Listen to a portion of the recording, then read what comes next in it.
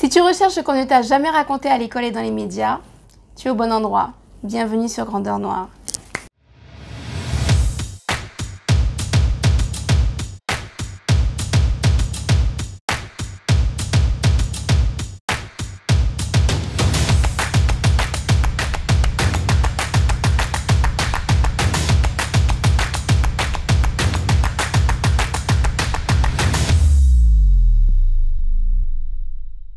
N'oubliez pas que vous apportez une aide considérable au projet de Grandeur Noire simplement en laissant défiler les publicités. Merci d'avance et bon visionnage. Merci à tous ceux qui enrichissent la section commentaires. C'est un régal de vous lire.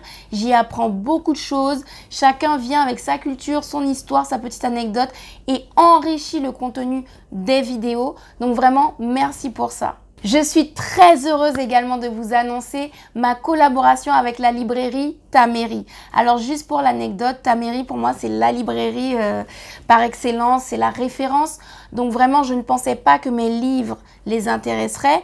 Et finalement en allant faire mon petit shopping, en allant acheter mes livres, eh bien le responsable présent m'a reconnue en tant que Grandeur Noire et a sollicité mes livres. Donc j'étais vraiment étonnée. Parce que je ne pensais pas avoir le niveau pour Taméry. Pour moi, Taméry, c'est Cheikh Anta Diop, c'est Kalala Omotunde. Voilà, ce sont des grands savants éminents internationaux. Donc, avec mon petit livre My Type of Bad Girl, je me suis dit, je ne suis pas encore prête pour Taméry. Je ne vais pas aller vers eux et leur proposer le livre. Et au final, eh bien, ils le voulaient. Donc, ils l'ont eu. Voilà, je suis très heureuse de vous annoncer ma collaboration avec eux. Le livre My Type of Bad Girl y est désormais présent, ainsi que le livre de coloriage. Donc vous pouvez le trouver là-bas sur place à Paris, mais vous pouvez également le commander par téléphone et le recevoir en colis n'importe où. Que vous soyez en France, aux Antilles, en Guyane, en Belgique, au Canada, en Afrique. Donc voilà, j'espère que désormais chacun pourra y accéder, l'offrir ou se l'offrir pour découvrir les portraits de 42 femmes remarquables. Et pour les enfants, il y a la possibilité de personnaliser ces 42 héroïnes. Mais surtout, c'est une façon très ludique de retenir le parcours de chacune. Aujourd'hui, j'ai choisi de vous parler des célébrités qui se sont engagées pour le progrès des Africains et du continent africain. Certaines d'entre elles, vous les connaissez déjà pour leur activisme, mais pour certaines autres, c'est beaucoup plus discret, donc vous n'aurez pas forcément remarqué leur caractère militant et la façon dont ils ont pris position fermement pour faire avancer la cause de la communauté noire, à savoir le respect, la dignité, la justice. Bien évidemment, à la fin de ma présentation, si vous souhaitez rajouter des célébrités que vous connaissez et que vous considérez engagées dans le progrès des Africains et de la diaspora africaine, n'hésitez pas à les faire connaître dans les commentaires. Avant d'entrer dans le vif du sujet, je remercie encore une fois Wakshi Création qui me fournit des cravates de plus en plus colorées, de plus en plus éclatantes, de plus en plus élégante. Merci parce que c'est la signature de l'émission, comme vous le savez. N'hésitez pas à aller trouver des modèles qui vous plaisent. Ses contacts sont en barre d'infos. Elle ne fait pas que des cravates, elle fait des bijoux, elle fait des sacs, des vêtements, des accessoires pour les cheveux. Donc n'hésitez pas. Alors je vais commencer ma sélection avec l'incontournable Mohamed Ali. Je suis obligée de commencer par lui parce qu'il a sacrifié énormément. Il a même accepté d'aller en prison pour ses idéaux. C'était un homme de conviction. C'était également un homme qui nous a fait beaucoup rire. I love your show and I like your style. But your pay is so cheap, I won't be back for a while. Mais ce que j'aime avec son personnage, c'est que c'est un sportif de haut niveau qui était extrêmement instruit et réfléchi. What's your suggestion? What should be my movement? Integrate? Yeah, equal rights in a mixed society. In this society, where you still own the government, you still own the train station, the railroad plant, the lecture plant, these television cameras, you still make all the food, you control everything, and I'm like a leech on a dog's back. All I can do is just wait for you. I can't do nothing for myself. Integrating in your society don't mean I'm doing nothing for myself. You doing it all. I want to do something for myself. I'm tired of depending on you. You might get broke one day. Your stores might close. Your gas pumps might cut off again. I'm relying on you now. Can I have my own land and country? Well, you've got your own freedom here. For instance, I know you're luckier than many black people I'm in not talking America, about but me. you're your own I'm boss. speaking for my nation. I know, I appreciate If I was that. representing just me, I wouldn't be talking like this because I got it made. Et son profil démontre qu'il est tout à fait possible d'avoir des capacités physiques extrêmement performantes et en même temps d'avoir de grandes capacités intellectuelles. Ce n'est pas à séparer. Alors la plupart d'entre vous connaissent Mohamed Ali. C'est un boxeur le plus grand de tous les temps. Il a battu des records inégalés et aujourd'hui, il est reconnu comme l'un des plus grands boxeurs qui n'ait jamais existé. Certains d'entre vous connaissent Mohamed Ali, surtout pour son arrogance, sa capacité à défier ses adversaires. Mais il n'était pas que ça. Et figurez-vous qu'arrivé à son apogée, lorsqu'il avait atteint la gloire et la fortune, il a risqué de perdre tout ça pour respecter ses convictions qui étaient le respect de la vie humaine. Et là où c'est paradoxal, c'est que Mohamed Ali a passé toute sa carrière à se battre, mais le 28 avril 1967, il refuse fermement d'être incorporé dans l'armée américaine pour aller combattre des Vietnamiens qui ne lui ont absolument rien fait. Mes ennemis, ce sont les Blancs, pas les Viet Cong, les Chinois, ni les Japonais. Vous me brimez quand j'aspire à la liberté, quand j'aspire à la justice, quand je demande l'égalité. Vous ne me soutenez pas dans ma conviction religieuse ici en Amérique.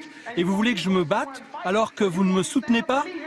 C'est-à-dire que Mohamed Ali a préféré être accusé de désertion, ce qui vaut une peine de prison, plutôt que d'obéir aveuglément comme un zombie à l'État qu'il avait convoqué pour aller faire la guerre à des innocents. Mohamed Ali risquait énormément, non seulement une peine de prison, mais aussi de perdre absolument tous ses titres et surtout de ne jamais réussir à se relever de ceci par rapport à sa carrière de boxeur. Imaginez la force mentale qu'il faut à un père de famille pour se dire qu'il renonce à ses revenus, qu'il renonce à tous ses acquis passés pour ne pas aller faire de tort à des innocents. Eh bien, il a fait ce choix courageux et les représailles ont été très lourdes. Entre parenthèses, cette guerre du Vietnam, qui a été provoquée une fois de plus par le gouvernement américain comme beaucoup de guerres sur cette planète, a duré plus de 10 ans et a fait plus de 2 millions de morts de Vietnamiens. Cette guerre était tout à fait injustifiée. Les Américains n'avaient rien à faire à l'autre bout de la planète en train de se mêler des affaires de l'Asie. Tout comme le gouvernement américain n'a absolument rien à faire en Irak, en Afghanistan et dans tous les endroits du monde où ils se permettent d'aller pour soi-disant régler des problèmes alors qu'ils en créent. Bref, c'était une parenthèse. En tout cas, pour l'époque des années 60, où il n'existait pas les réseaux sociaux, Internet et tous les moyens de s'enrichir intellectuellement et de s'informer, eh bien Mohamed Ali avait déjà compris la mascarade et a refusé d'y participer. So, I'm going to dedicate my life to using my name and popularity, helping charities, helping people, uniting people, bringing people bumming each other because of religious beliefs. We need somebody in the world to help us make peace. Du coup, lui, qui était le plus grand boxeur de son temps, qui était champion du monde poids lourd et champion olympique, déclare le 28 avril 1967 qu'il ne répondra pas à la convocation de l'armée et qu'il n'ira pas tuer des Vietnamiens. Une semaine après, il passe en justice et il est sanctionné. Il a une amende de plusieurs milliers de dollars. Ce n'est rien pour lui, il est richissime, mais surtout, il écope de 5 années d'emprisonnement. On lui retire tous ses titres. Et comme si ce n'était pas suffisant, alors qu'il n'a commis aucun crime, qu'il n'a agressé personne, on lui retire sa licence de boxeur. Ce qui veut dire qu'il n'a plus le droit de boxer, donc de gagner sa vie. Sa carrière est possiblement brisée. Mais pour sa chance, le gouvernement américain étant très vicieux, il a compris que s'il mettait Mohamed Ali en prison pour une revendication qu'il avait et qui était légitime, il deviendrait un martyr et il susciterait une grande attention du monde entier et surtout un grand soutien. Il serait devenu le Nelson Mandela américain. Du coup, pour éviter de faire la même erreur que l'Afrique du Sud et de transformer Mohamed Ali en icône mondiale de la paix, eh bien, il lui épargne la prison. Cependant, je le disais, le gouvernement américain est vicieux. Ils lui ont épargné la prison, mais en lui prenant sa licence de boxeur, ils l'ont laissé sans possibilité de monter sur le ring, de gagner des matchs et de gagner de l'argent. Eh bien, Mohamed Ali a dit, c'est pas grave, j'ai mes convictions, elles passent avant tout. Et vous savez quoi? Là où il est très fort, c'est que 2 ans plus tard, le gouvernement américain lui donne une autre chance de rentrer dans le moule des zombies qui vont combattre aveuglément des innocents. Donc il le reconvoque en 1969 pour faire partie de l'armée encore et aller au Vietnam encore. Eh bien, Mohamed Ali a dit non encore. Et une nouvelle fois, il est condamné. La même amende, la même peine de prison de 5 ans. C'est un gag, ce gouvernement. C'est vraiment grotesque. Et là où c'est admirable, c'est que pendant ces 2 années, sans revenus, sans match, sans même savoir si un jour il pourrait remonter sur le ring, eh bien ça a été très difficile pour Mohamed Ali, notamment financièrement, puisqu'il avait plusieurs enfants. Il aurait pu être brisé par cette situation et se dire « Ok, j'y vais, comme ça je récupère mes titres, je récupère ma licence, mes problèmes s'arrêtent. » Eh bien non, il s'est accroché à sa conviction que l'être humain, la vie humaine doit être respectée. Et malgré tous les problèmes qu'il a encourus, eh bien une deuxième fois, il a dit non à la guerre et il est resté campé sur ses positions. Alors que cette fois-ci, il connaissait, il avait vécu les conséquences. White America right now is spending $30 million a day in Asia. Black and white boys are dying unjustly for nothing just to free somebody else. So why should I worry about going to a little old jail to free my poor people who's been catching hell here for 400 years? Finalement, au bout de 3 ans, la Cour suprême des États-Unis casse les décisions précédentes et Mohamed Ali récupère sa licence de boxe. Eh bien, malgré 3 années sans monter sur un ring, non seulement il gagne victoire sur victoire, mais il devient le premier boxeur au monde à enchaîner 3 fois le titre de champion du monde. Alors, je vais pas dérouler toute sa biographie, toutes ces victoires sportives parce que c'est pas le but de cette vidéo. Par contre, je vais insister sur le fait que Mohamed Ali a été plusieurs fois en Afrique, qu'il a rencontré véritablement les Africains, pas uniquement les chefs d'État, qu'il s'est soucié d'envoyer des sous, de monter des structures pour le progrès des Africains en Afrique. Mohamed Ali s'est également servi de sa visibilité médiatique pour apporter des connaissances, pour crever l'abcès sur des tabous et pour dénoncer des injustices. Donc voilà concernant la mobilisation de Mohamed Ali pour la communauté noire. C'est quelqu'un qui vraiment défendait la communauté noire mais également dénonçait les injustices qu'elle subit aux États-Unis. L'exemple de Mohamed Ali nous prouve qu'il est possible d'être extrêmement médiatisé, d'avoir énormément à perdre et pourtant de choisir le courage, de choisir le soutien à sa communauté, de choisir de prendre la parole et de se servir des invitations dans les médias pour délivrer des messages élévateurs qui font comprendre à la communauté blanche les travers, les abus et qui font comprendre à la communauté noire l'estime d'elle-même qu'elle doit avoir. Ensuite, on reste dans le domaine du sport avec Colin Kaepernick. Cette fois, c'est beaucoup plus récent. Pourtant, les représailles ont été tout aussi lourdes pour sa carrière. Colin Kaepernick est un joueur de football professionnel américain.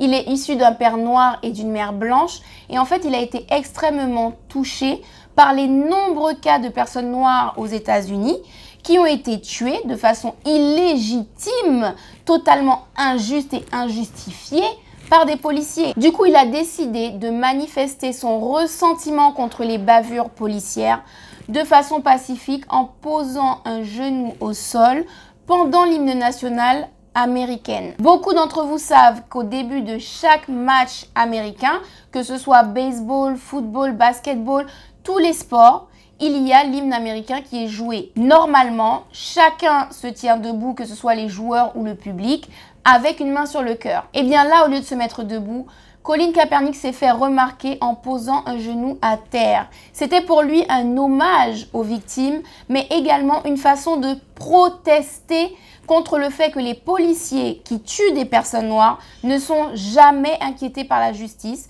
Et même quand il y a une enquête, quand il y a un procès, eh bien, ils ressortent libres sans absolument aucune sanction. Alors, avant de vous présenter les représailles qu'il a subies, je vais déjà vous présenter un peu sa carrière pour ceux qui ne le connaissent pas. À l'époque où il a fait ce geste pacifique, Colin Kaepernick était un joueur de football couronné de succès. Il occupait la position de quarterback dans l'équipe de San Francisco, c'est-à-dire une position fondamentale dans l'équipe. Ce qu'il faut bien comprendre aussi, c'est le caractère presque sacré de l'hymne national pour les Américains. Ils sont extrêmement patriotes, on le voit dans tous leurs films et dans de nombreux clips. Donc ils sont très attachés à leur drapeau et à leur hymne national. D'ailleurs, dans beaucoup de rencontres sportives, ce sont des stars qui sont invitées pour interpréter ce titre, notamment lors de la rencontre annuelle du Super Bowl, qui est l'événement télévisé le plus regardé aux États-Unis. Du coup, le fait que Colin Kaepernick ait choisi le moment de l'hymne national pour démontrer sa protestation a été très mal vécu par énormément d'Américains blancs. Donald Trump en tête, qu'il a carrément insulté publiquement dans les médias.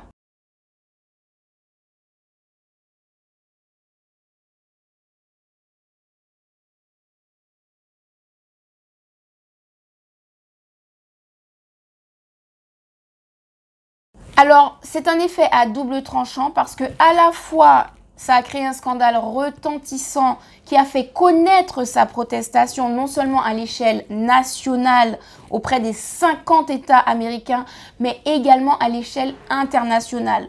Mais le revers, c'est que le contrat de Colin Kaepernick n'a pas été renouvelé l'année suivante. Donc, il a perdu son travail et surtout, aucune autre équipe n'a accepté de le reprendre. Le but était certainement d'éteindre cet élan protestataire. Parce que le geste de Colin Kaepernick a créé une vague qui a submergé les États-Unis. C'est-à-dire que énormément d'autres joueurs dans le milieu du football américain ont également posé un genou à terre. Certaines équipes même ont refusé carrément de sortir des vestiaires pendant l'hymne national pour marquer leur protestation par rapport aux bavures policières.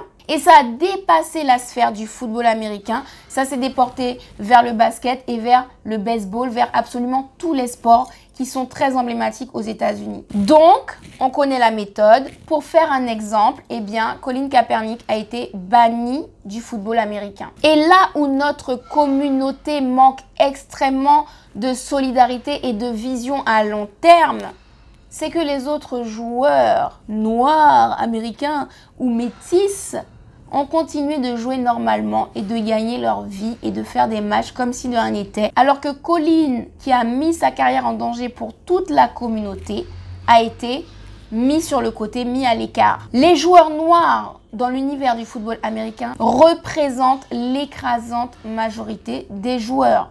Et ce sont des joueurs excellents, incontournables, dont les équipes ne peuvent pas se passer.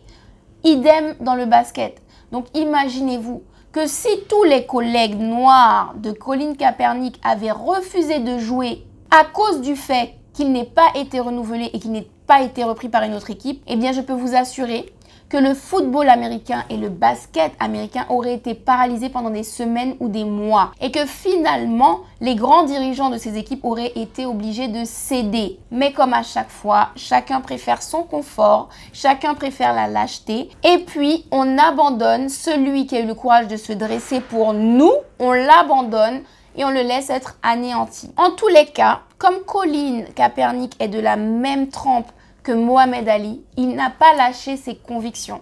Même s'il n'avait plus de contrat, plus de travail, plus de revenus, il a continué de militer. Il a créé un site qui permet aux Noirs américains de connaître leurs droits lorsqu'ils se font arrêter. De façon à avoir du répondant et surtout de façon à ne plus se laisser intimider, à savoir comment réagir. Il a créé également énormément d'initiatives autour de la jeunesse américaine pour pouvoir les former et leur donner des objectifs dans la vie. D'autre part, Colin Kaepernick ne s'est pas contenté de protester pacifiquement avec un genou à terre. Il a agi concrètement. Il a financé énormément de familles noires américaines qui avaient perdu un membre par rapport à une bavure policière. Et il a financé leur bataille judiciaire pour obtenir justice. Donc voilà, ce que fait Colin Kaepernick pour la communauté noire de son pays est grandiose et absolument remarquable. Et il n'est pas le premier à souffrir des conséquences de sa protestation pacifique. Il a repris le flambeau de Tommie Smith et John Carlos qui, rappelez-vous, aux Jeux Olympiques de 1968, ont levé leur poing ganté pour attirer l'attention sur la discrimination raciale aux États-Unis et notamment sur les abus policiers. Et bien pour ce simple geste pacifique, ils ont été bannis des Jeux Olympiques à jamais. Et quand bien même c'était des athlètes prodigieux, notamment des sprinteurs, eh bien, ils n'ont plus jamais pu exercer leur métier. À savoir qu'ils ont été bannis des Jeux Olympiques d'une part, mais ils ont également été éliminés de la sphère athlétique aux États-Unis puisque le gouvernement a très mal vécu le fait qu'ils attirent l'attention et surtout qu'ils couvrent de honte les États-Unis concernant la façon dont les Noirs étaient traités là-bas. Malheureusement, quand nous avons des personnalités comme ça qui prennent position pour nous, la population, parce que eux, ils sont dans un certain confort, ils n'ont pas besoin de se mêler de ça. Lorsqu'ils prennent position pour nous, très souvent, nous les abandonnons en pâture aux loups. Nous ne nous mobilisons pas autour d'eux pour faire bouclier. Donc, est-ce qu'on peut vraiment reprocher aux célébrités de ne pas jeter la lumière suffisamment sur certains problèmes, de ne pas profiter de leur médiatisation pour prendre la parole sur certains sujets? Puisque lorsqu'ils sont persécutés, lorsqu'ils sont bannis, on ne les soutient pas.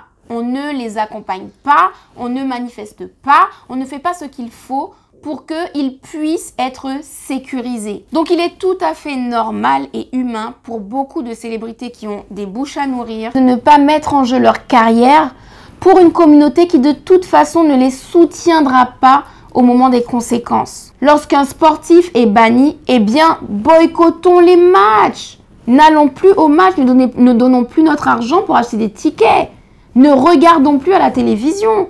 Et je vous assure que la communauté noire est la communauté qui consomme le plus sur Terre.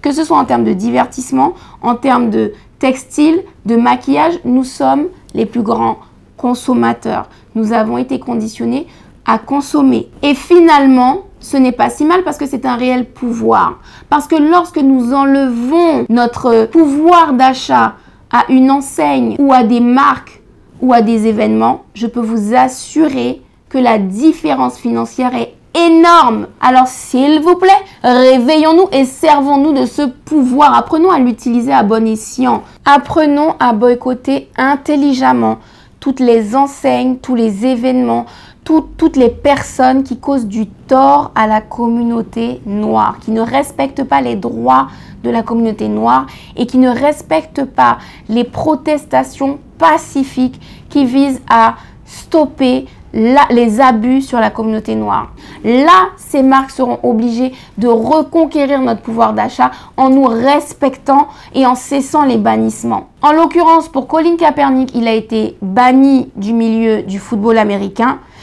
Qui l'a réellement soutenu? Qui a cessé d'aller voir des matchs? Qui a cessé de regarder le Super Bowl à la télévision? Oui, il a reçu quelques soutiens de célébrités, comme par exemple LeBron James qui portait des t-shirts de temps en temps, ou quelques tweets de P. Diddy. Mais tout cela est léger. Tout cela est trop léger pour les manias des affaires, les multimillionnaires qui possèdent les équipes. Ça ne représente aucune pression pour eux. La seule qui a véritablement agi, c'est Rihanna. Elle a boycotté le football américain du jour au lendemain. Elle a cessé d'aller voir des matchs, mais surtout en 2019, c'est-à-dire moins d'un an après les faits, c'est-à-dire le moment où Colin Kaepernick a mis un genou à terre et s'est fait bannir, eh bien, elle a été sollicitée pour chanter lors de la mi-temps du Super Bowl, qui, je vous le rappelle, est le plus gros événement sportif des États-Unis. Le moment de la mi-temps, pour un chanteur, c'est légendaire. C'est vraiment entrer dans la légende que de chanter à la mi-temps du Super Bowl des États-Unis. Les plus grands chanteurs américains y ont participé. Michael Jackson, Whitney Houston, Alicia Keys, et je ne peux pas tous les citer, mais vraiment les plus grands. En fait, c'est un marqueur pour savoir si vraiment vous êtes une légende. Quand on vous invite là, c'est que vous faites partie de la crème, de la crème, de la crème. Rihanna, pour la première fois, et certainement la seule, a été invitée en 2019 à interpréter ses chansons lors de la mi-temps. Eh bien, elle a refusé courageusement cette opportunité en soutien à Colin Kaepernick. Et je peux vous assurer que le Super Bowl ne va jamais plus l'inviter puisque ça a été un affront qui a été relayé par les médias du monde entier. Donc en gros, tout le monde a été au courant que Rihanna a dit non. Et c'est l'une des rares qui a pris position par l'action. Pour conclure sur Colin Kaepernick, sachez que les Jeux Olympiques ont anticipé, donc ils ont interdit tous les gestes politisés. C'est-à-dire qu'aux prochains Jeux Olympiques, si un athlète fait un geste pour amener la lumière sur des abus, sur des injustices commises dans son pays, cet athlète va perdre les titres olympiques qu'il aura gagnés et il sera banni à jamais. Désormais, les Jeux Olympiques ont décidé de rajouter ça dans leur règlement. Pourquoi?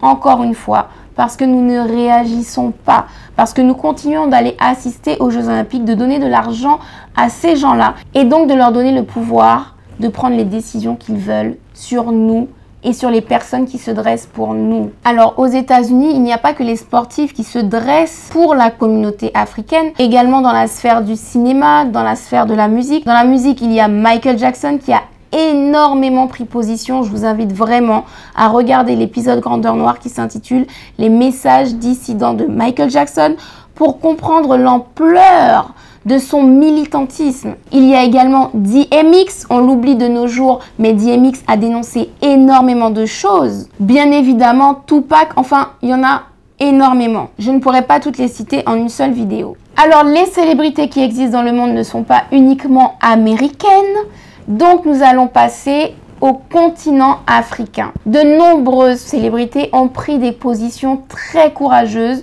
concernant des abus de leur gouvernement, concernant des dysfonctionnements dans leur pays, concernant des injustices. Du côté de la chanson, on peut citer Salif Keita au Mali, Angélique Kidjo au Bénin ou encore Tiken Jah Fakoly, originaire de Côte d'Ivoire. Du côté de la littérature, il y a Fatou Diom du Sénégal ou encore Chimamanda Ngozi Adichie du Nigeria. Pendant l'enregistrement, j'ai oublié de mentionner un auteur incontournable en termes de militantisme. Je le fais donc en post-prod. Toutes mes excuses. Wole Soyinka est un écrivain, poète et metteur en scène nigérian qui a consacré une grande partie de ses œuvres à dénoncer la colonisation de son pays. Il est le premier auteur noir à recevoir le prix Nobel de littérature en 1986. Wole Soyinka a été emprisonné pendant 2 années à cause de son engagement dans des mouvements indépendantistes. À peine est-il sorti de prison qu'il a immédiatement repris son activisme contre l'impérialisme britannique. Il s'est d'ailleurs engagé en politique. Wole a une force de caractère hors du commun car il a renoncé à sa vie confortable aux États-Unis dans le but d'acter son rejet du gouvernement Trump. Lorsque ce dernier a été élu, Wole a quitté les États-Unis où il enseignait dans plusieurs universités.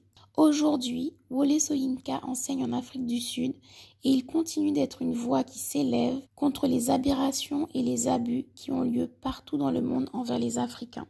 J'ai choisi de vous parler de Myriam Makeba. Cette femme a risqué sa vie, c'est-à-dire qu'elle a été bannie de son pays parce qu'elle a dénoncé à travers ses chansons et à travers les médias le système de l'apartheid en Afrique du Sud. J'en ai parlé dans l'épisode concernant le message du film Black Panther. Myriam Makeba est une chanteuse de jazz, c'est l'interprète de Pata Pata notamment qui est extrêmement connue. Et cette femme à qui tout réussissait dans son pays et à l'échelle internationale a décidé d'utiliser son exposition médiatique pour attirer l'attention du monde sur la condition des Noirs en Afrique du Sud, à savoir que l'apartheid, c'était la séparation entre les Blancs d'un côté et les Noirs. Ça se passait dans les quartiers, dans les écoles, dans les restaurants. Et non seulement c'était 2 communautés séparées, mais les Noirs étaient extrêmement maltraités. Ils étaient jetés dans la précarité, ils n'avaient pas accès à tous les emplois, ils n'avaient pas accès à tout type d'études. Ils étaient souvent ghettoisés, c'est-à-dire parqués entre eux dans des endroits insalubres. Pareil pour la santé, ils n'y avaient pas accès puisque c'était trop cher pour leur porte-monnaie. Donc pour résumer, le système de l'apartheid en Afrique du Sud était exactement le même que le système de la ségrégation raciale aux États-Unis. Et elle, qui était exposée médiatiquement dans le monde entier, a décidé d'en parler non seulement dans ses chansons, mais également dans des interviews télévisées.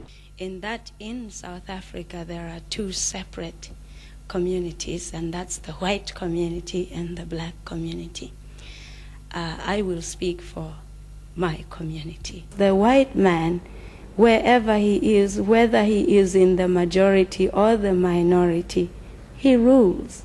It just shows you, it just proves to everyone that we just have to keep fighting. It is our country. They came from Europe to invade our country. They took it. They have made us suffer. All we are worried about is to fight and liberate ourselves. What will happen after that will depend again on the invaders. They could have come to our country and lived side by side with us. We didn't mind that. In fact, when they came, we said, come in, sit down, and they sat down and said, get out. The conqueror writes history. They came, they conquered, and they wrote. Now you don't expect people who came to invade us to write the truth about us. They will always write negative things about us. And they have to do that because they have to justify their invasion in all the countries. In fact, you don't know anything about any place until the white man gets there. It's only when he comes and says, boof, I've discovered you, now you exist, which is ridiculous. And that is why I have to say the things I say in my performances, because I know, again, that I am right. And because I am right, I know I will win, because the truth shall never be covered by lies. Du coup, elle a dû fuir l'Afrique du Sud pour ne pas se retrouver en prison comme Nelson Mandela. Et heureusement pour elle, elle a vécu assez longtemps pour pouvoir revenir dans son pays une fois que l'apartheid a été aboli et surtout pour pouvoir être témoin du premier président noir de son pays, c'est-à-dire Nelson Mandela. Miriam Makeba a été jusqu'à demander à l'ONU d'intervenir en sanctionnant l'Afrique du Sud par rapport à l'apartheid. Donc elle ne s'est pas contentée d'utiliser son art pour pouvoir dénoncer certaines choses, elle a vraiment agi, elle a véritablement milité pour la libération de son peuple en Afrique du Sud. Et on peut dire que Angélique Kidjo, chanteuse du Bénin, est vraiment sur la même lignée, elle utilise énormément sa visibilité pour parler de ce qui ne va pas dans sa communauté, pour dénoncer des situations. Parce qu'on n'arrive pas encore dans le monde dans lequel on vit à accepter qu'un être humain n'est pas seulement une question de couleur, que les valeurs, l'amour, les émotions, tout ce que nous sommes ne peuvent pas se réduire à la couleur. Et pour moi, les coups de poing, c'est la corruption planétaire en fait. La corruption, ce que ça fait, c'est que ça gangrène nos sociétés. Ça gangrène tout, la corruption et le profit passent avant la vie des êtres humains parce que c'est les gens qui font la démocratie, c'est pas les leaders de ce monde qui font la démocratie, c'est nous qui les mettons au pouvoir. Et souvent, on oublie. C'est pour ça qu'à travers ma musique, j'essaye de dire aux gens, qui c'est qui veut prendre les décisions, c'est vous. Donc voilà, le continent africain possède du nord au sud et de l'est à l'ouest des artistes, des célébrités qui prennent position pour le progrès des Africains, pour le progrès du continent. Du côté de la France, ceux qui sont observateurs auront remarqué que Omar Sy est extrêmement engagé. À un niveau discret, il agit vraiment à des échelles très profondes concernant le progrès des Africains de la diaspora.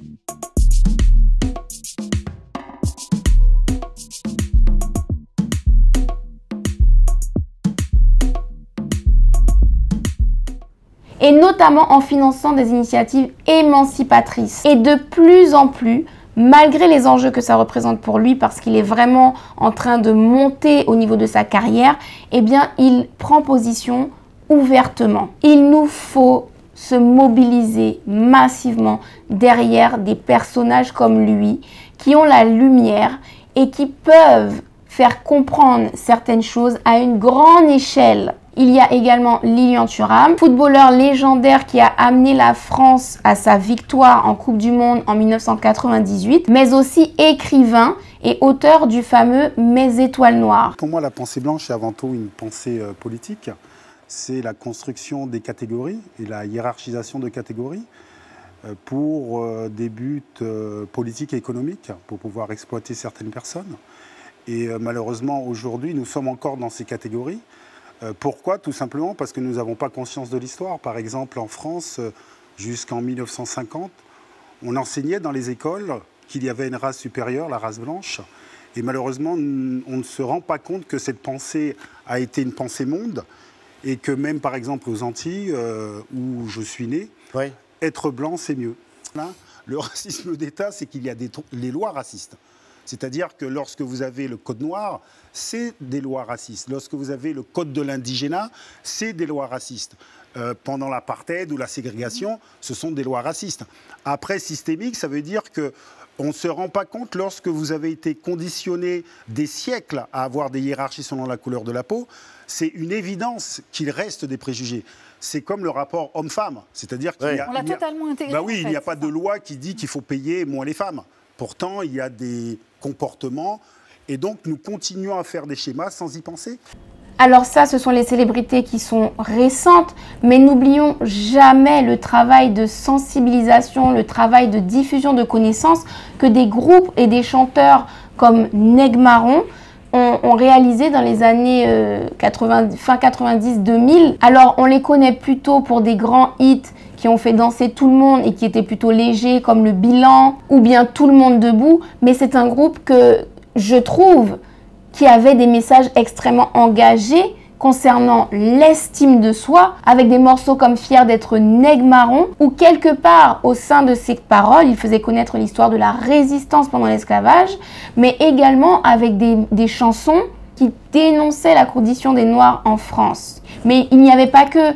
On peut citer Passy, on peut citer Stomy Bugsy. Tous ces chanteurs-là, et beaucoup étaient du secteur A, ont pris position ouvertement, ont dénoncé les choses qui n'allaient pas au sein de la communauté noire en France, notamment les différences sociales. Alors c'est l'essence du rap, de dénoncer ce qui ne va pas. Donc effectivement, au sein du rap, on retrouve énormément de chanteurs qui ont dénoncé les choses, qui ont pris position. On peut citer Kerry James en tête de liste, avec des chansons comme Lettre à la République. Alors chez moi en Guyane, je peux citer la comédienne Viviane Émigré, qui dans ses sketchs dénonce énormément de maux de la société guyanaise. Avec son outil extrêmement puissant qu'est l'humour, elle fait passer subtilement des messages pour que le public guyanais, le public antillais prenne conscience de certaines choses qui ne vont pas et qui ne sont pas acceptables, et également s'améliore. En faisant des satires et en montrant les défauts de nos sociétés, eh bien, elle participe à ce qu'on ait une réflexion, une remise en question de nous-mêmes et qu'on améliore, qu'on corrige certains comportements. Dernièrement, elle a également pris position concernant le Covid-19 en disant tout haut qu'elle considère que c'est une mascarade, que c'est une manipulation. Ah, mais je comprends qu'il y a une grosse mascarade qui a roulé là. Une grosse organisation. Il y a roulé que nous pour des petits marionnettes là. C'est le bagage que tu as fait. Si tu comprends que ça, rien que fait tout la guerre en sous-marin. Sauver ton corps, sauver ton famille, tes amis. C'est extrêmement courageux parce qu'elle peut perdre une partie de son public. Elle peut perdre certaines opportunités de tournée ou de scène, mais elle l'a fait. Et le message le plus puissant qu'elle a passé à travers ça, c'est de devenir autonome dans nos régions que sont la Guyane, les Antilles, les Outre-mer de façon générale. C'est-à-dire de produire notre agriculture, de pouvoir manger par nous-mêmes sans faire venir 98% de la nourriture qu'on consomme sur place. C'est-à-dire de revenir aux connaissances des remèdes traditionnels par les plantes. C'est-à-dire de développer l'entraide et la solidarité dans nos communautés pour pouvoir avancer ensemble plus fort. Tu comprends dire que mettez directeur guyanais dans chaque côté, mais il savait nous que chavirait payer à plus vite. Tu Tu as suivre. Donc, depuis, machin, il y a mis des moun en place. Un système comme ça. Oui. Nous solides, bête sérieux, oui. Ah, il y a essayé d'enterrer nous, mais il oublié nous ça graine, nous qu'a viré pousser. Tout ça m'a joindre, m'a démerder, planter. D'accord? Parce que si une grand courrivini a pas fleur à tout manger. Apprendre déjà, planter une petite chose là pour tout faire. Apprendre aussi, arrêter pleurer misère. Pleurer misère, depuis la France pas bah une bagage, tout le monde qui prend courir, tout le monde qui tombe l'état comme ça. En nous, en prendre, nous, démerder nous corps. Voilà. À quoi ça, ne peut pas commencer à préparer son corps, son jeunesse, sans relais qui fait désordre. L'autre est chez Guevara, t'es fondé corps américain, il pas te parler. Personne pas parler. Toute bête fait tout doucement, machin, là, tout ça. Parce que et pourtant, chez Guevara, t'es une bougie qui t'est explosé, qui machin, tout ça. Mais là, il t'est paré pour aller barayer là, il pas parler. Il est fait, il petit bagage doucement. Là, il est arrivé comme ça, les Américains, il est chalviré. Il était un petit groupe moun comme ça. Donc ça se prépare et ça se prépare en silence. Donc cette femme a des messages extrêmement forts, extrêmement positifs et élévateurs pour sa communauté guyanaise, mais pas que, pour la communauté, je dirais, de la diaspora en général, la diaspora africaine. Du côté des Antilles, je ne peux que citer Kérosène, qui fait un travail de conscientisation énorme. Déjà, c'est un parolier de génie, mais vraiment, cet homme a un talent mais grandiose. Il est prodigieux. Et en fait, il aurait pu atteindre un succès beaucoup plus grand que celui qu'il a connu jusqu'à présent. Simplement, il dénonce trop de choses. Il dit ouvertement trop de vérités.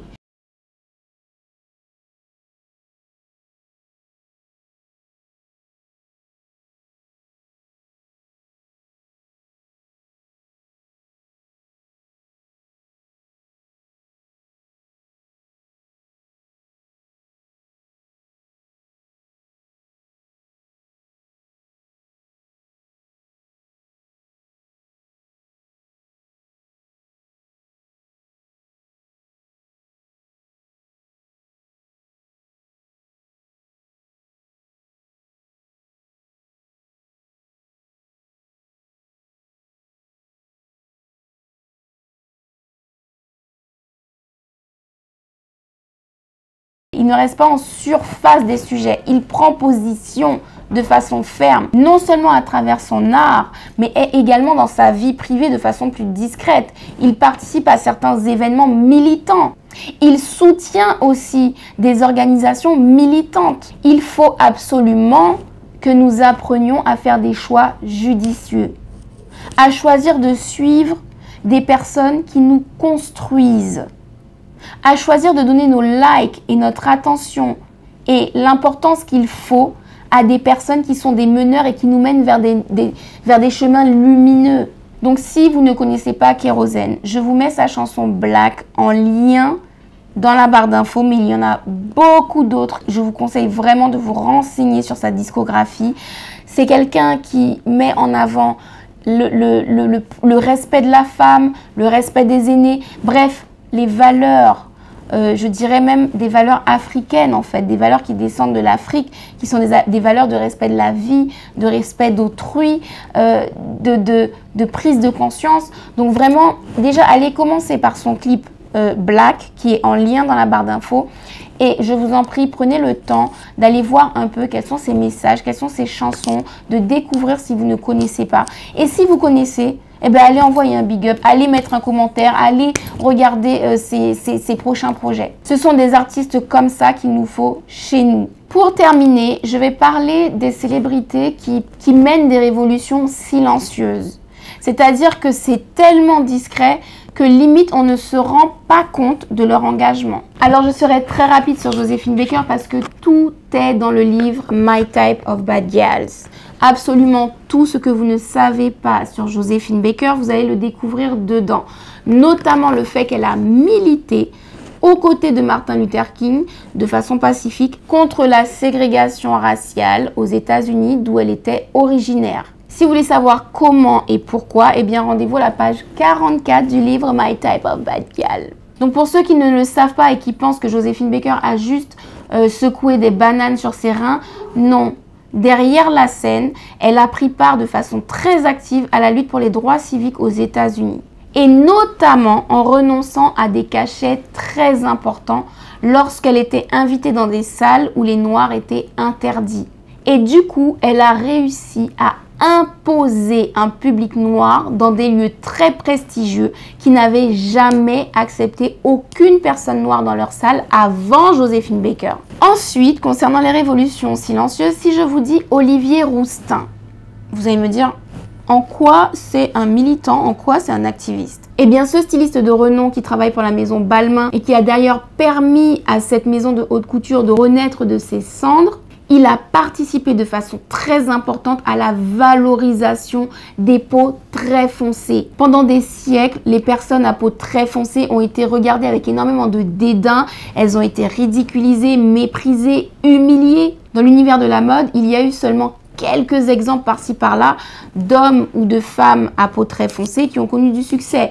On peut citer dans les années 80 Grace Jones, dans les années 90 Naomi Campbell. Du côté des hommes, on a Tyson Beckford, on a Tyrese, mais c'était vraiment exceptionnel. La plupart du temps, quand des mannequins noirs étaient choisis, c'était soit des métisses, soit des personnes plutôt claires de peau. Je pense qu'on se rappelle tous par exemple de Tyra Banks aux États-Unis. Eh bien, Olivier Rousteing a fait un gros travail de fond pendant des années pour mettre à l'honneur des mannequins à peau très foncée. Aujourd'hui, on constate sur les réseaux sociaux que c'est presque la tendance, c'est presque le mieux d'avoir une peau très foncée. Il y a énormément de photoshoots et de défilés où ce sont les femmes foncées qui sont recherchées. Eh bien, Olivier Rousteing a participé dans une large mesure à la bascule vers la valorisation des peaux foncées.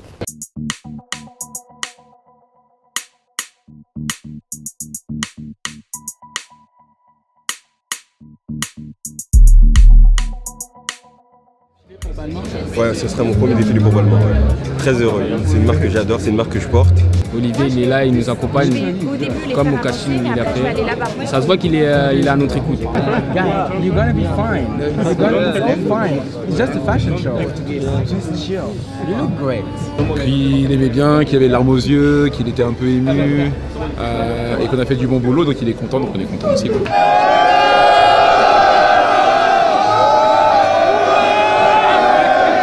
Alors l'exemple d'Olivier Rousteing m'amène à deux réflexions. La première, c'est que la diaspora africaine est tout aussi importante et tout aussi à respecter dans le travail de valorisation qu'elle fait de l'Afrique que les Africains basés en Afrique. Trop souvent, il y a une sorte de rejet en disant que voilà, la diaspora ne peut pas connaître l'Afrique aussi bien, ne peut pas représenter l'Afrique aussi bien que les Africains de souche. Attention, le travail de la diaspora est tout aussi important que les Africains sur place sur le continent parce qu'ils sont la vitrine à l'international, ils sont la vitrine de l'Afrique et parce qu'ils peuvent faire avancer la cause de l'Afrique à l'extérieur de l'Afrique. L'autre réflexion que je me suis faite, c'est qu'il faut aussi arrêter le rejet des Noirs à peau claire en disant il est trop clair, c'est pas un Africain. Ah, il est trop clair, c'est pas un Noir. Il y a des personnes très foncées de peau qui ont vécu toute leur vie en Afrique, qui sont très connues et qui pourtant ne valorisent rien de chez eux, n'utilisent pas leur visibilité pour participer au progrès de chez eux. Alors qu'il y a des personnes très claires de peau qui mettent leur carrière en danger, qui mettent leur vie en danger, qui mettent leur santé en danger pour la cause de l'Afrique.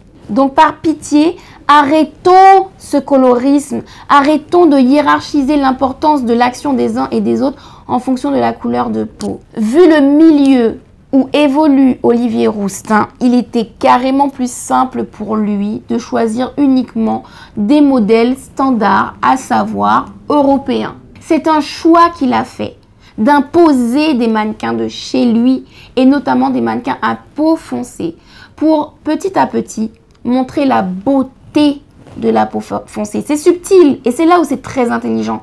C'est que c'est subtil, c'est pas frontal, c'est pas violent, c'est pas dans la protestation, c'est pas dans la revendication. C'est très subtil, mais il met en avant des femmes belles, des hommes magnifiques qui ont la peau foncée, auxquels énormément d'enfants et de jeunes adolescents pourront s'identifier. Et en plus, il les met en lumière pour que d'autres maisons de haute couture, d'autres stylistes puissent faire appel à eux. On fait tous partie du même monde et il n'y a pas de différence. Et c'est pour ça en fait que c'est un casting, il y a énormément de différentes origines pour vraiment montrer ce que c'est que la mode aujourd'hui, quoi.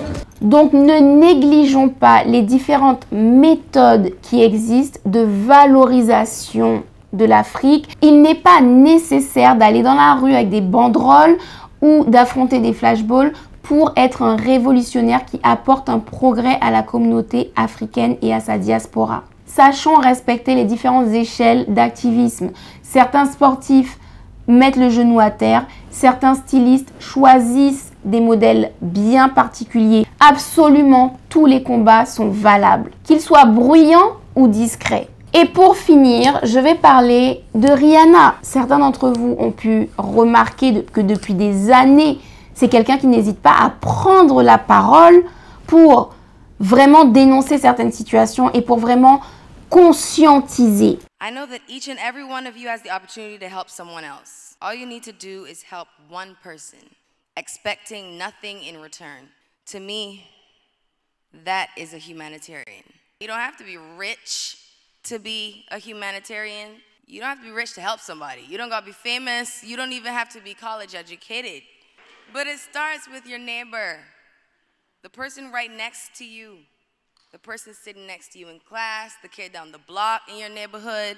You just do whatever you can to help in any way that you can.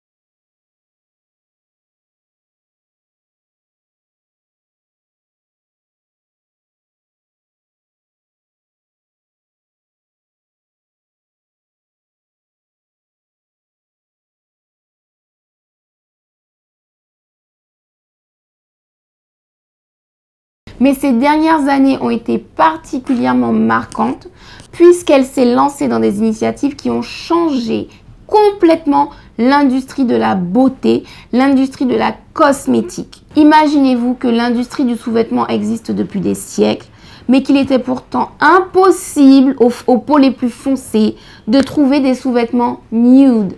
Et c'est Rihanna qui est venue résoudre ce problème en lançant une ligne de sous-vêtements qui s'adresse à toutes les peaux, de la plus claire à la plus foncée. Donc déjà, elle a démocratisé le sous-vêtement puisque la plupart des femmes qui n'étaient pas dans les standards du nude ne trouvaient pas les couleurs qui leur correspondent. Donc Rihanna a véritablement libéré la femme noire, foncée de peau particulièrement, du fait de devoir acheter des sous-vêtements trop clairs pour elle. Et vu le succès que sa ligne a rencontré, puisque ça n'existait pas, c'était la seule, forcément tout le monde s'est jeté dessus. Vu le succès que ça a engendré, toutes les marques de lingerie ont suivi. La plupart des grandes marques aujourd'hui proposent toutes les teintes de peau, y compris pour les femmes très foncées. Eh bien c'est grâce à Rihanna. Elle a tellement révolutionné l'univers du sous-vêtement entre parenthèses qu'elle a coulé une marque comme Victoria's Secret qui avait un défilé annuel incontournable. En un seul défilé que Rihanna a fait, eh bien elle a détruit tous les standards qui régnaient jusqu'à présent, à savoir des défilés de lingerie avec des femmes minces, voire maigres, et des femmes majoritairement claires. Rihanna a proposé un seul défilé de sous-vêtements où il y avait des femmes très foncées, très claires, minces, rondes, handicapées, voilées. Elle a mis tout le monde.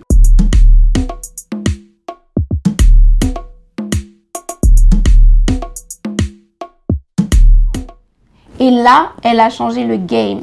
Elle a apporté la diversité dans l'univers de la mode et notamment dans l'univers des défilés de sous-vêtements. Du coup, Victoria's Secret, qui n'a pas pu suivre le rythme, a annulé son défilé annuel qui existe depuis je ne sais combien d'années. Donc encore une fois, je le redis, la communauté noire a une puissance de frappe énorme en tant que consommatrice. Le pouvoir d'achat, lorsqu'on le retire à certaines enseignes et qu'on le déporte sur d'autres, non seulement ça fait émerger les autres qui pensent à nous et qui nous respectent, mais surtout le fait d'ignorer les autres sans violence, sans animosité, et bien c'est là que ces autres se rendent compte à quel point ils avaient besoin de nous et ils auraient dû nous respecter. Et ça incite les autres enseignes autour à respecter notre communauté, notre pouvoir d'achat. Dans l'univers de la cosmétique, Rihanna a également révolutionné le game. Boum! Elle est arrivée avec sa gamme de maquillage qui couvre toutes les peaux, des fonds de teint, que ce soit de la femme albinos ou de la femme la plus foncée qui existe. Il y a des fonds de teint pour tout le monde. Là encore, toutes les autres marques qui ignoraient les différentes teintes de peau noire se sont alignées et proposent désormais une diversité énorme pour les peaux noires. Quand on connaît l'importance qui est accordée à l'apparence dans notre société, cette révolution n'est pas négligeable. L'estime de soi peut passer par différents aspects. Et si c'est le fait d'avoir des sous-vêtements dans lesquels on se sent bien, d'avoir du maquillage qui correspond à notre teinte, eh bien ça compte aussi. Donc Rihanna a amené non seulement le respect de la femme noire, mais le fait que des marques s'intéressent enfin aux besoins des personnes noires. Alors, je ne vais pas dérouler ici tout ce que Rihanna a fait parce que l'épisode ne porte pas sur elle, mais elle fait un travail de fond incroyable depuis des années. Et notamment sur le sol africain. C'est-à-dire qu'elle ne se contente pas de faire des virements et d'envoyer des sous. Non, elle se déplace, elle prend des nouvelles, elle va vraiment sur le terrain et hors caméra. Elle ne le fait vraiment pas pour les médias. Très souvent, ce sont des paparazzis acharnés, cachés, qui volent des photos, mais à aucun moment elle ne communique sur ça sur ses réseaux sociaux.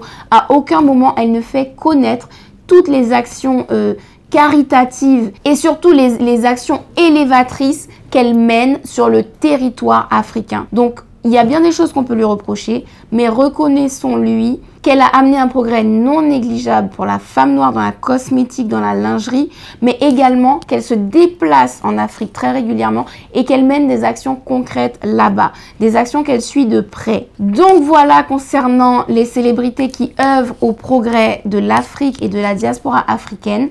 Il y en a certainement d'autres et vraiment, encore une fois, je compte sur vous pour les faire connaître dans les commentaires. J'attire votre attention sur la participation à la cagnotte pour le documentaire. Pour ceux qui ne sont pas au courant du documentaire, toutes les explications sont dans le premier lien de la barre d'infos. Je vous assure que si chaque personne qui apprécie la vidéo et qui apprend quelque chose de cette vidéo dépose 1 € sur la cagnotte, c'est vite réglé. Je me permets également d'attirer votre attention sur l'initiative de The Pan-Africanist Page que je suis depuis un moment sur Instagram, qui fait un travail incroyable en termes d'information. Donc déjà, je vous recommande d'aller vous abonner.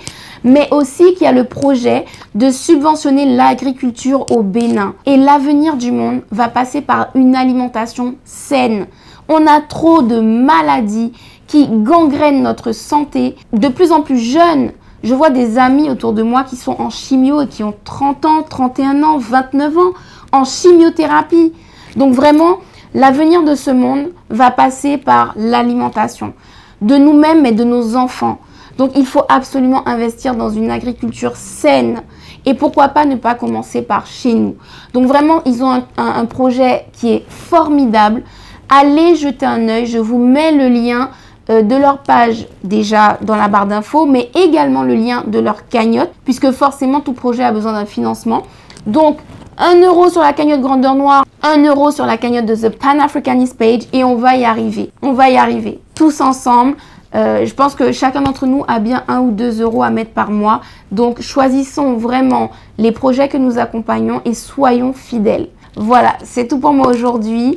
Encore une fois, je ne suis pas dans mon décor habituel, mais je vous remercie pour votre compréhension. Sur ce, je vous donne rendez-vous au prochain épisode.